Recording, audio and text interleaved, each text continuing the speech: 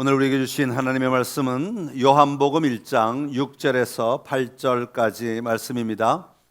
요한복음 1장 6절에서 8절까지 말씀입니다. 우리 세 절이니까 다 같이 한 목소리로 함께 봉독하겠습니다. 하나님께로부터 보내심을 받은 사람이 있으니 그의 이름은 요한이라. 그가 증언하러 왔으니 곧 빛에 대하여 증언하고 모든 사람이 자기로 말미암아 믿게 하려 함이라. 그는 이 빛이 아니요 이 빛에 대하여 증언하러 온 자라. 아멘. 할렐루야. 대림절 셋째 주일 주님 앞에 나오신 여러분들을 축복합니다. 오늘은 이 말씀 가지고 그리스도인의 정체성이란 제목으로 함께 하나님의 음성을 듣기를 원합니다. 미국에 이민을 가면 바로 시민권을 주는 게 아니라 영주권을 먼저 줍니다. 영주권은 그 땅에 살 수 있는 권리를 준다는 거죠. 영주권은 대한민국 여권을 가지고 있으면서 그 여권에다가 그 땅에 살 수 있는 영주권 딱지를 붙여주는 겁니다. 그래서 그걸 보면서 이 사람은 이 땅에 살 수 있게 허락된 사람이다 하는 징표를 하는 거죠. 그러니까 대한민국 여권을 가졌다는 말은 무슨 뜻이에요? 비록 미국에는 살 수 있지만 나는 대한민국 사람이다, 여전히 대한민국 사람이다라는 뜻이에요. 그래서 대한민국 여권을 가지고 여행을 하거나 어디 다른 나라를 갈 때도 다 이 대한민국 여권으로 가는 거예요. 대한민국 사람을 받아주는 데는 이 여권으로 들어갈 수 있지만 대한민국 사람을 받아주지 않는 데는 이 여권으로 들어갈 수가 없어요. 내가 아무리 미국 영주권이 있다 할지라도 여권에 따라서 움직이는 거기 때문에, 그래서 대한민국 여권을 가지고 있는 사람이면서 그곳에 살 수 있는 허락을 해주는 것을 영주권이라고 말합니다. 자, 영주권을 가지고 살다가 5년을 살거나 7년을 살거나 10년을 살거나 어느 일정 기간 지나고 나면 시험을 칩니다. 시민권 시험을 쳐요. 이 사람이 우리나라에 적합한 사람인가 시험을 치고 통과가 되면 인터뷰를 합니다. 질문에 따라서 이 나라에서 살기에 적합한 사람인가 인터뷰를 해서 통과를 시켜주고요. 통과가 되고 나면 시민권을 받기 전에 서약을 하는 시간이 있습니다. 주지사나 이렇게 관료들 앞에 나아가서 대표들이 나오기도 하고 그들이 다 모여서 하기도 하고 큰 방에서 서약을 합니다. 손을 들고 다 서약을 하는데 그 서약 내용을 제가 찾아왔습니다. 그 서약이 어떤 것인가 하고 봤더니 서약을 하기 전에 시민권이라고 하는 것은 이제 대한민국 여권을 더 이상 사용하지 않고 이제부터는 미국 여권을 사용하는 거예요. 시민권을 받게 되면 미국 여권을 사용하게 됩니다. 미국 여권을 사용한다는 얘기는 이제는 더 이상 대한민국 사람이 아니라 미국 사람이다. 그래서 미국 여권을 가지면 한국에 올 때도 비자를 받아야 돼. 내가 태어난 나라인데도 그냥 못 와요. 허락을 받아야 들어올 수 있어요. 그래서 못 들어오는 사람 꽤 많잖아요. 허락을 받아야 돼. 그래서 미국 여권이 완전히 여권이 달라진다. 영주권과 시민권의 여권이 달라져요. 자, 그럼 이 서약을 하는데 뭐라고 서약을 하는가 하면 내용이 이렇습니다. 나는 외국의 군주, 주권자, 국가, 독립국 등에 대하여 시민으로서, 미국 시민으로서 일체의 충성 및 충절을 절대적으로, 전적으로 부인하고 포기합니다. 그런 고백이에요. 여기서 외국의 군주, 이 외국은 어느 나라를 가리키겠어요? 미국이 아닌 다른 나라. 여기에는 뭐도 포함돼요? 대한민국도 포함되는 거예요. 다시 말하면 미국 시민권이 되는 그 순간에 내가 살아왔고 내가 자랐고 내가 몸담았던 대한민국에 절대적으로 내가 모든 권리를 다 부인하고 다 포기합니다. 그 나라에 절대로 충성하지 않겠습니다. 그 나라의 명령을 절대로 받지 않겠습니다. 이것부터 서약을 먼저 하는 거예요. 그런 다음에 뭐라고 서약하냐 하면 국내외의 모든 적으로부터 미합중국의 헌법과 법률을 옹호하고 준수하며 이에 대한 진정한 믿음과 충성을 가지겠습니다. 다시 말하면 미국의 법에 대하여 내가 전적으로 인정하고 그 법만 따르겠다라고 하는 고백인 거죠. 그러면서 이렇게 말합니다.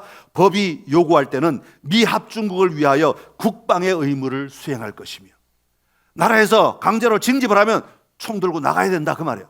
그 다음에 법이 요구할 때는 미국 군대에서의 비전투 임무를 기꺼이 수행할 것이며, 내가 몸이 연약해져서 내가 총 들고 싸울 수 없게 되면 그때는 총 들고 싸우는 군인이 아니라 뒤에서 도와주는 군인의 역할도 감당해야 한다라는 것을 말해요.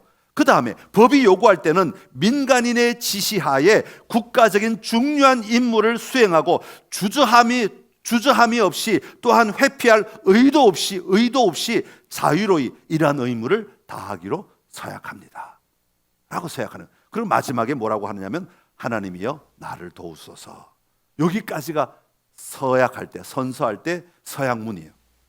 그러니까 여러분, 미국 시민이 된다는 것은 과거에 내가 가지고 있던, 속했던 대한민국을 완전히 버리고 이제는 완전히 미국 사람이 된다는 거예요. 이걸 단적으로 보여주는 게 대한민국 여권은 더 이상 쓸모가 없어요. 써먹을 수가 없어요. 이제는 미국 여권으로만 살아가야 되는 사람이다 라는 것을 이야기하고 있는 것이죠.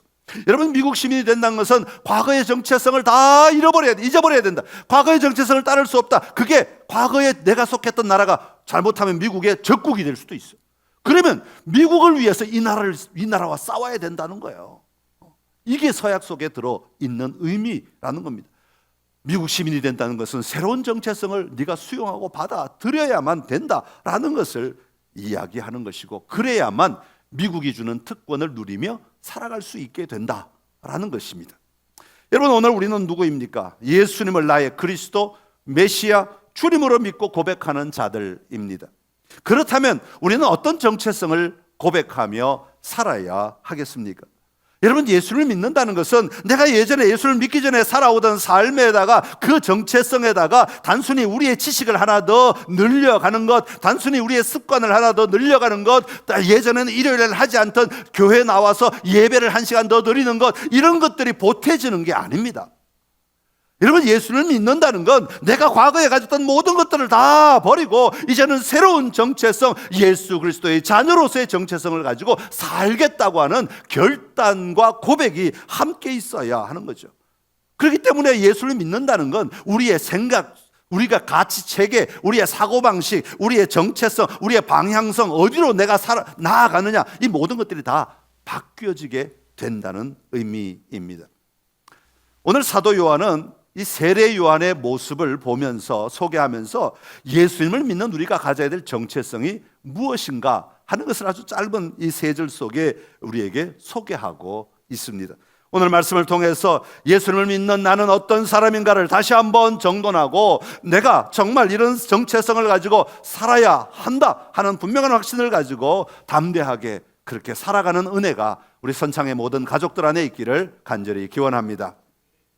자, 먼저 요한은 스스로 온 자가 아니라 보냄을 받은 자다, 그렇게 고백하고 있습니다. 한번 따라합시다. 보냄을 받은 자입니다. 6절의 말씀인데 우리 6절 같이 읽어보겠습니다. 하나님께로부터 보내심을 받은 사람이 있으니 그의 이름은 요한이라. 아멘. 여러분, 사도 요한은 세례 요한을 소개할 때 그는 보내심을 받은 자였다, 그렇게 소개하고 있습니다. 다시 말하면 이 말은 무슨 뜻인가 하면, 세례 요한이 자발적으로 일어나서 무언가 이 일을 하려고 하는 것 아니다, 그 말이에요. 자발적으로 내가 발견해 보니까 예수란 사람이 독특한 사람이기 때문에 그 사람을 좀 알리고 싶어서 내가 남들보다 앞서서 자발적으로 나온 사람이다, 그런 얘기가 아니다, 그런 말입니다. 세례 요한은 철저하게 보내심을 받은 자다라는 말로 세례 요한을 소개하고 있는 거죠. 누구로부터 보냄을 받았습니까? 하나님께로부터 보냄을 받았다, 그렇게 말씀하고 있습니다. 하나님이 보내셨다라는 거죠. 여러분, 성경에 보면 하나님이 사람과 함께 일하실 때 자주 등장하는 방식이 뭐냐면, 하나님은 먼저 사람을 부르십니다. 그리고 부르실 뿐 아니라 부르신 그를 반드시 보내십니다.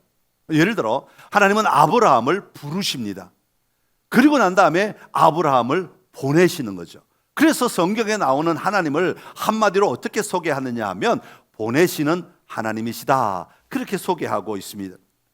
애굽의 노예로 살아가던 이스라엘 백성들을 구원하기 위해서 광야에서 양을 치고 있던 모세를 하나님은 부르십니다. 떨기나무의 불꽃으로 말미암아 하나님은 부르십니다. 그리고 부르신 그를 그냥 내버려 두지 않고 그를 어디로 보냅니까? 이스라엘 백성들 속으로 보냅니다. 그리고 그들을 이끌어내라고 말씀하고 있는 것이죠.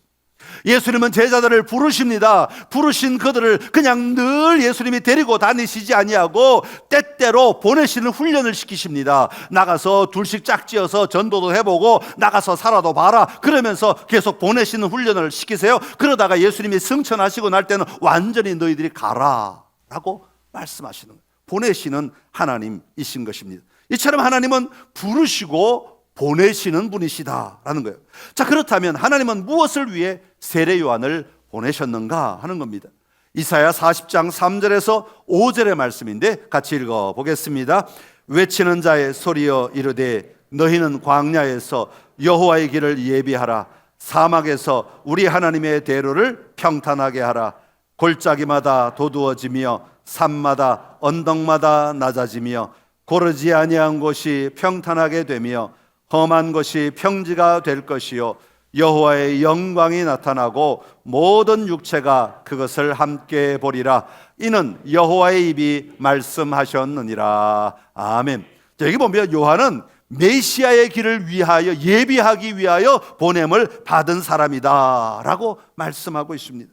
하나님의 목적은 하나님이 택하신 백성을 구원하시는 것이죠. 그 목적을 위하여 메시아가 오신다고 말합니다. 여러분, 그 메시아는 하나님과 그 백성을 화해시키기 위해 오시는 분이십니다. 죄에 빠져있는 심판의 자리에 설 수밖에 없는, 그리고 마땅히 저주 가운데 있을 수밖에 없는 그들을 구원하시기 위해 메시아가 오신다라고 외치는 역할, 그 길을 열어가는 역할, 그것을 위해 하나님은 이 요한을 보내셨다. 그렇게 성경은 말씀하고 있는 것입니다. 사랑하는 성도 여러분, 세례 요한이 하나님으로부터 메시아가 오심을 선포하게 하려고 보내심을 받은 것처럼 오늘 예수 그리스도를 믿는 우리들도 세상으로 보냄을 받은 자들입니다. 오늘 우리 모두는 하나님이 부르셨기 때문에 이 자리에 나오신 자들입니다. 그런데 여기에 있는 것으로 여러분의 하나님의 일들이 끝난 것이 아니라 하나님은 여러분 한 사람 한 사람을 여러분의 삶의 자리로 다시 보내시는 하나님이시라고 하는 것입니다. 여러분, 하나님께서 여러분을 보내시는 것을 분명히 알고 믿고 살아가는 자들이 바로 그리스도인인 것이죠. 예수님의 중보기도가 담긴 요한복음 17장 18절에 보면 이렇게 말씀합니다. 같이 읽습니다. 아버지께서 나를 세상에 보내신 것 같이 나도 그들을 세상에 보내었고. 아멘. 예수님도 하나님 아버지께서 보내셔서 이 땅에 오셨기에 보내심을 받은 그 예수님께서 나도 나를 믿는 자들을 다 다시 세상으로 보낸다고 분명히 말씀하고 있는 겁니다. 요한과 같은 사명을 가지고 보냄받은 자가 바로 우리들이라는 사실을 우리는 절대로 잊지 말아야 합니다. 하나님은 우리를 하나님의 사역에 사용하기를 원하십니다. 하나님의 일들이 우리의 삶의 자리에서 드러나기를 원하십니다. 그래서 우리를 그냥 내버려 두지 아니하시고 가라, 그리고 보내시는 하나님이시라고 말씀하고 있습니다. 여러분을 보내시는 하나님의 음성을 다 듣고 날마다 보냄받은 자로 살아가는 은혜가 있기를 간절히 기원합니다. 두 번째로 요한은 내가 아니라 그분입니다 라고 분명하게 증언하는 증인이었다, 그렇게 말합니다. 한번 따라합시다. 증인입니다. 아주 오래된 선교사의 이야기가 하나 있습니다.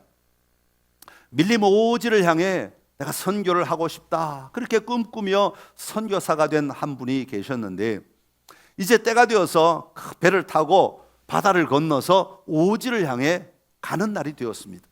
그런데 그날따라 이 바다의 풍랑이 얼마나 거세게 치는지 이 배가 그만 파손하고 맙니다. 부서지고 되었단 말이죠. 풍랑 가운데서 이 배가 난파하게 되었다.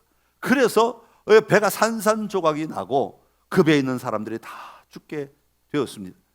어느 날 이 밀림 오지에 살던 사람들이 바닷가에 나와 보니까 거기에 부서진 배의 조각들이 늘려져 있는데 그 중에 한 사람이 떠내려온 것을 봤어요.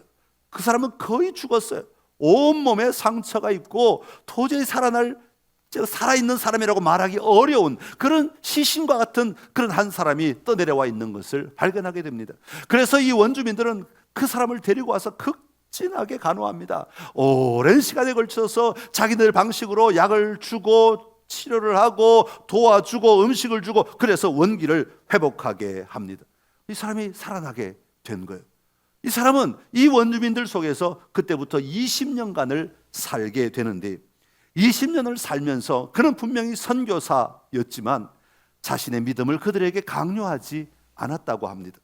그들 앞에서 찬송을 부르지도 않았다고 합니다. 어떠한 설교도 그들에게 하지 않았다고 합니다. 그들로 하여금 성경을 읽게 강요하지도 않았다고 합니다. 그러나 그는 이 20년 동안 사람들이 아플 때 밤새도록 그의 옆에서 그들을 돌봐주고 그들을 위로하고 그들을 격려하는 일을 쉬지 않았다고요. 사람들이 배고프면 함께 나가서 들로 나가서 땅을 캐가지고 먹을 것을 구해서 같이 나누어 먹었다고 합니다. 사람들이 외로워할 때는 옆에 앉아서 같이 이야기를 하며 그들의 이야기를 들어주고 그들을 위로하며 그들을 격려하는 친구가 되어 주었다고 합니다.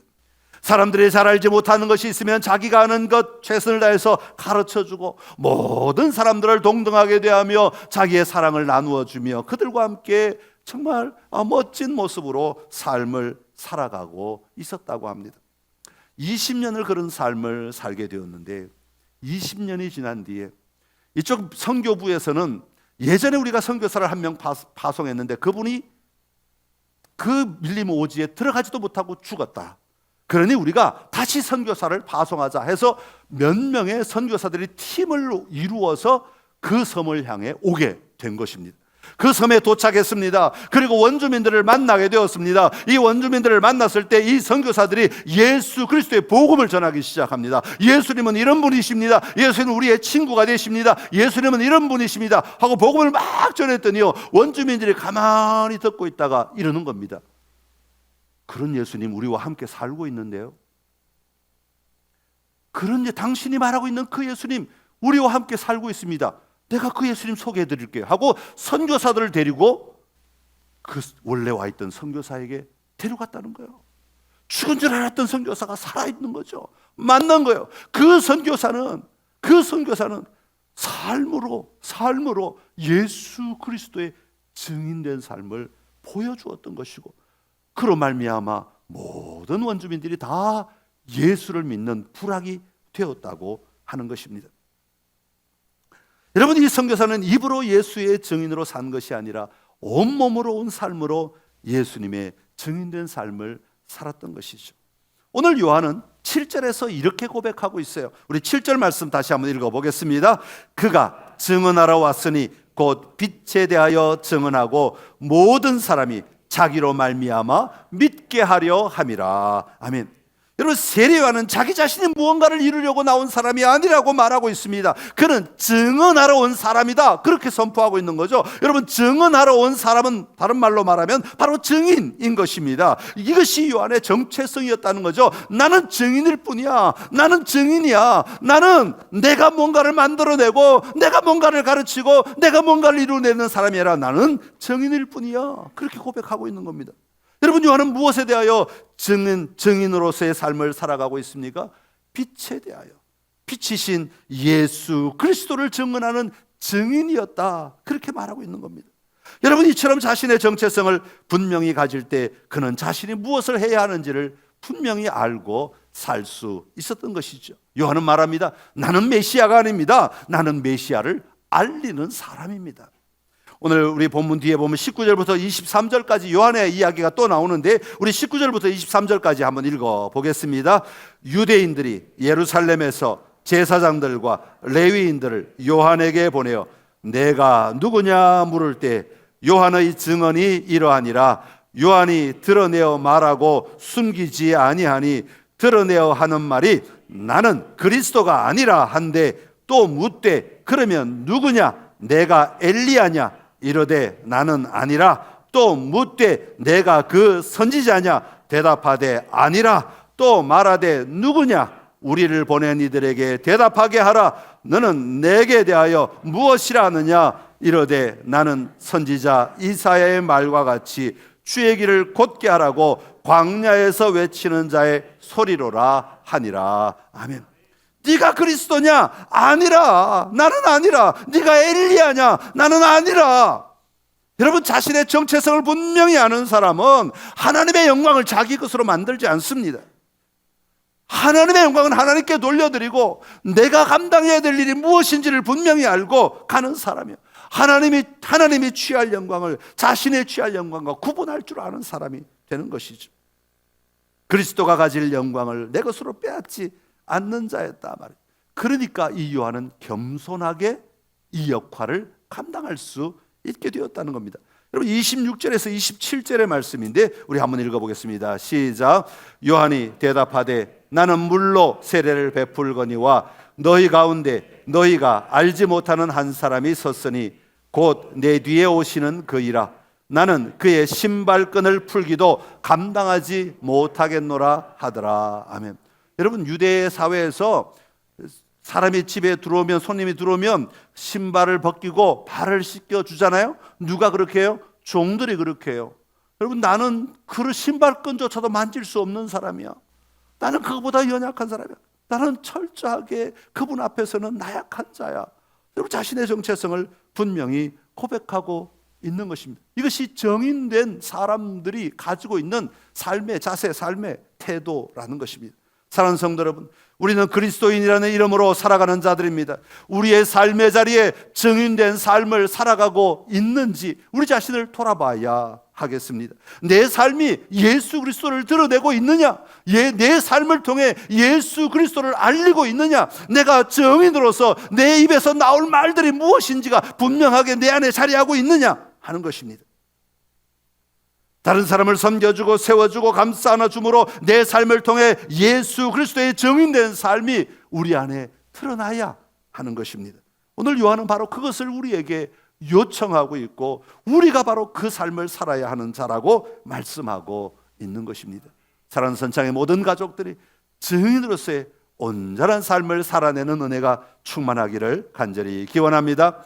마지막으로 요한은 내가 아니라 그분입니다라고 담대하게 선포하는 자였습니다. 한번 따라합시다. 선포하는 자입니다.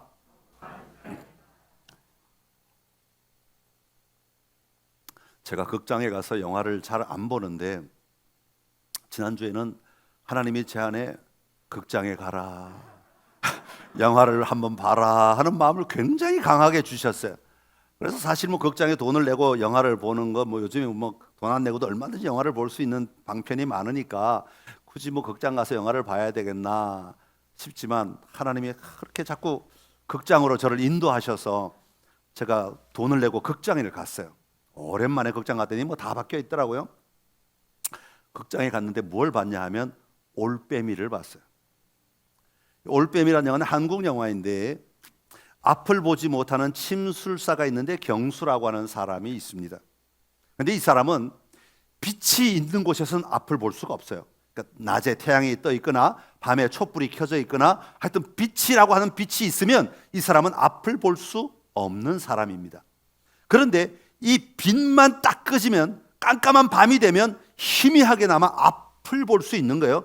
그런 병이 있다고 하더라고요. 그러니까 그런 병에 걸린 분인데, 그러니까 낮에 또 촛불이 켜져 있는 사람들이 있는 곳에서는 언제나 앞을 보지 못해요. 그냥 더듬어가며 모든 일을 처리해. 침술사인데 모든 일을 다 처리하는 사람입니다. 그런데 불만 싹 꺼지면 밤에 모든 불을 다 꺼버리면 이 사람은 글자도 쓸 수 있을 만큼 희미하게나마 삐뚤빼뚤이지만 하여튼 쓸 수 있을 만큼 글을 볼 수 있는 그런 사람인 거죠.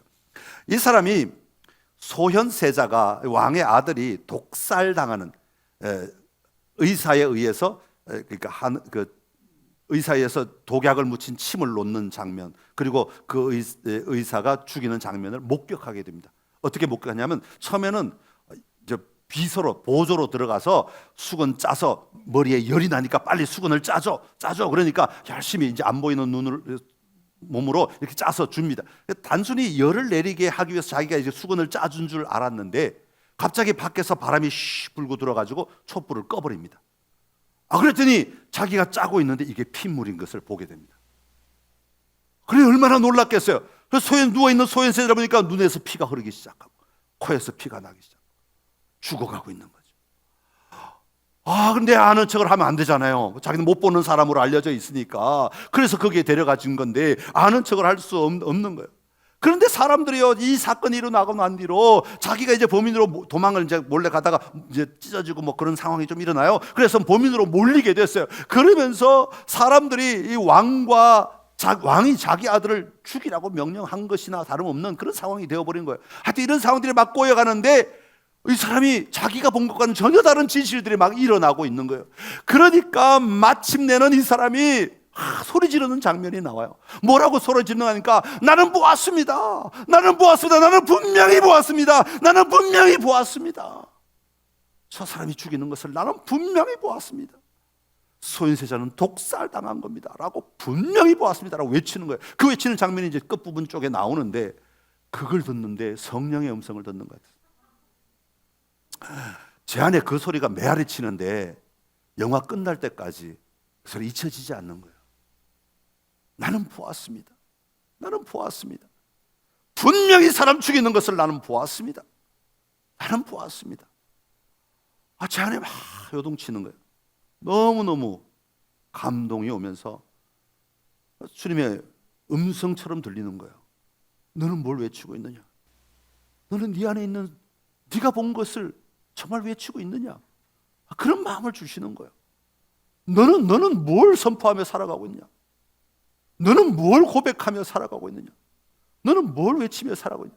그래서 영화를 보고 난 다음에 또 저는 빨리빨리 잊어버리는 사람이라 가지고 또 내용을 다시 그 말이 찾아보려고 정확한 대사를 좀 여러분에게 설교하려면 정확한 걸 또 해야 되잖아요. 제가 만들어내면 안 되니까 찾아보려고 막 하는데 이 부분은 아무도 평론가들이 쓰질 않았어. 영화 보고 온 사람들이 이건 안 썼더라고. 없어. 그래갖고 제가 우리 사람한테 그랬어요. 영화를 다시 한번 봐야 되겠다고. 그랬더니 뭘 그런 영화를 또 보냐고, 뭐가 궁금하냐고 다 얘기해줬다고, 얘기해주겠다고 말하라고 그러더라.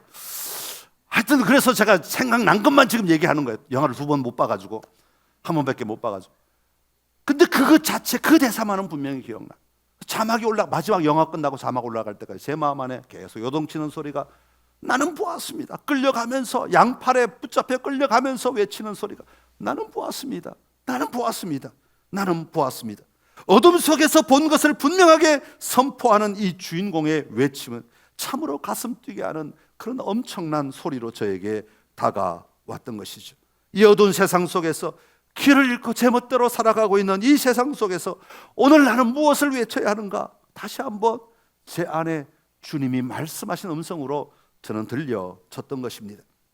오늘 8절에 보면 요한은 빛이 아니요 이 빛에 대하여 증언하러 온 자다, 그렇게 말씀하고 있습니다. 여러분, 증언하러 온 자라는 말의 의미는 뭡니까? 선포하러 온 자라는 의미 아닙니까? 선포한다는 것은 그것을 믿고 따른다는 것을 포함하고 있는 겁니다. 선포한다는 건 내 안에 확신을 가지고 있음으로 말미암아 그 확신을 감추어 둘 수 없고, 그 확신을 묻어둘 수 없고, 그 확신을 다른 것으로 바꿀 수가 없기 때문에 내 것을 끄집어내어 선포하겠다고 하는 겁니다. 여러분, 오늘 요한은 무엇을 선포하겠다는 것입니까? 29절에 보면 보라, 세상 죄를 지고 가는 하나님의 어린 양이로다, 그렇게 선포하고 있습니다. 이분이야말로 하나님의 어린 양이다. 어린 양이란 말은 우리가 성경에서 들으면 당연히 우리의 모든 죄를 대신 감당할 어린 양, 희생양이 된다는 사실을 우리는 짐작하잖아요. 알 수 있잖아요. 이분이야말로 온 인류의 죄를 대신 감당하실 어린 양이다. 어린 양이다. 요한은 빛이신 예수님을 알았기에 그것을 선포하지 않을 수 없었던 겁니다. 30절에 보면 이렇게 말합니다. 내 뒤에 오는 사람이 있는데 나보다 앞선 것은 그가 나보다 먼저 계심이라, 그렇게 말합니다. 여러분, 세례요한이 먼저 태어나고 예수님이 태어나지 않았어요. 그런데도 불구하고 나보다 먼저 계신 분이시다. 다시 말하면 지난주에 말씀드린 대로 그분은 하나님이시다. 그분은 하나님이시다 하는 것을 선포하고 있는 겁니다. 32절에 보면 이렇게 말합니다. 내가 보매 성령이 비둘기같이 하늘로부터 내려와서 그의 위에 머물렀더라. 성령이 충만하여서 그분은 성령이 다스리시는 분이시다 라는 것을 선포하였습니다. 그리고 34절에 이렇게 말합니다. 내가 보고 그가 하나님의 아들이심을 증언하였노라. 이분이야말로 하나님의 아들이시다, 이것을 선포하였다고 고백하고 있습니다. 사랑하는 성도 여러분, 오늘 그리스도인 된 우리의 입술에서는 어떤 말들이 선포되고 있습니까? 예수님이 나의 주님이심을, 주는 그리스도시요 살아계신 하나님의 아들이심을 선포하는 선포가 오늘 우리의 심령 안에, 오늘 우리의 입술 안에 있습니까?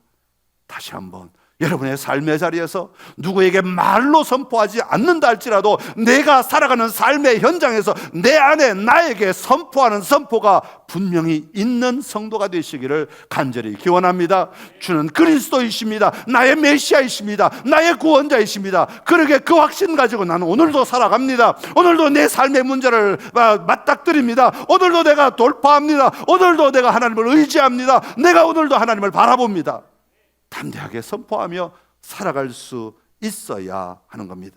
자, 그렇다면 요한이 이렇게 선포하는 이유가 무엇인가? 왜 선포하는가? 7절에 보면 이렇게 말합니다. 7절 끝에 보면 모든 사람이 자기로 말미암아 믿게 하려 함이라 그렇게 말합니다. 이것이 요한이 선포하는 목표입니다. 목적이라는 말입니다. 요한은 자기 때문에 다른 사람이 믿는 것을 보고 싶은 것입니다. 무엇을 믿도록 합니까? 예수님이 빛이 되신 것을 믿도록 하려는 것입니다. 예수님이 우리의 소망이 되심을 믿게 하려는 겁니다. 예수님이 우리를 구원하시기 위해, 죄로부터 구원하시기 위해 영원한 생명을 주시기 위해 오신 분이심을 믿게 하려는 것입니다. 그렇다면 오늘 저와 여러분 때문에 예수님을 알지 못하는 자들이, 예수님을 믿지 않는 자들이 이런 믿음을 가지는 통로가 우리가 되어야 되지 않겠습니까?